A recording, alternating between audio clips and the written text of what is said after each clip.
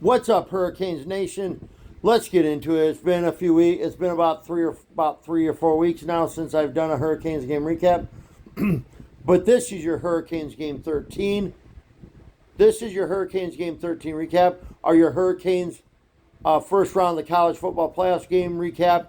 And in the Hurricanes game 13 in the first round of the college football playoffs, the Hurricanes get the win over the Texas A&M Aggies 10-3. That now improves the Hurricanes' record on the year to 11-2, and we advance to the the Hurricanes advance to the quarterfinals of the college football playoffs, where we will play Ohio State. But let's get into them stats. Defensively, the Hurricanes had 3 takeaways in this game, and them 3 takeaways were 2 interceptions and a fumble. The forced fumble was on a sack by Keontae Scott, and the fumble was recovered by Armando Blunt.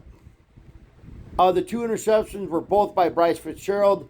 One in the third quarter, one in the fourth quarter, as Texas A&M was going down to try and tie the game at the end of the game to send it to overtime. Bryce Fitzgerald had that second interception there at the end of the game to seal the deal for Miami. Miami also had 7 sacks on the day. Miami's defense also had 7 sacks on the day. Them 7 sacks were 2 sacks by Keontae Scott. Them 7 sacks were 2 sacks by Keontae Scott. 3 sacks by my boy Ruben Bain Jr.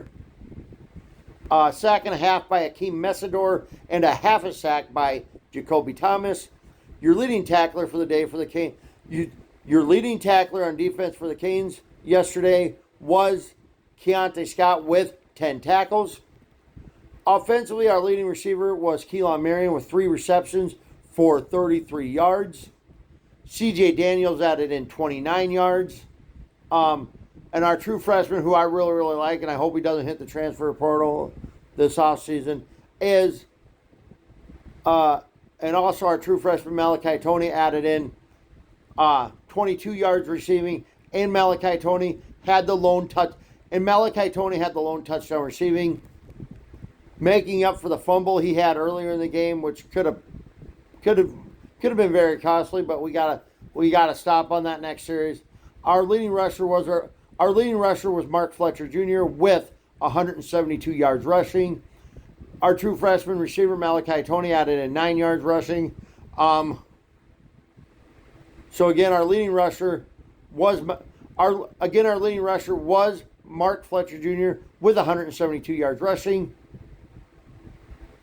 Yeah, so Mark Fletcher Jr. was our leading rusher with 172 yards rushing. Malachi Tony added in 9 yards rushing. And our quarterback play, Carson Beck was 14 of 20 for 103 yards, 1 touchdown, no interceptions, and sacked twice. Your defensive player of the game is going to be Keontae Scott Keontae Scott, he hadn't played at least, I think he got hurt in practice. He missed the last 2 or 3 games of the regular season. So Keontae Scott, who missed the last 2 or 3 games of the regular season, made his return from an injury. So I am going to give defensive player of the game to Keontae Scott with 10 tackles, 2 sacks, and a forced fumble. Our offensive player of the game, this one's hard. I'm going to give offensive player of the game to, I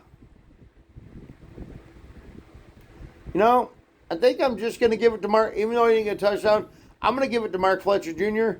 With offensive player of the game is Mark Fletcher Jr. with 172 yards rushing. Overall player of the game is going to go to someone on the defense for the first time this year. And I'm going to give overall player of the game to Keontae Scott with 10 tackles, 2 sacks, and a forced fumble. The Hurricanes' next game, guys, is on December 31st against the Ohio State Buckeyes in the Cotton Bowl. Winner moves on to the semifinals. But anyways, so Anyways, like always, go Canes. It's all about the U.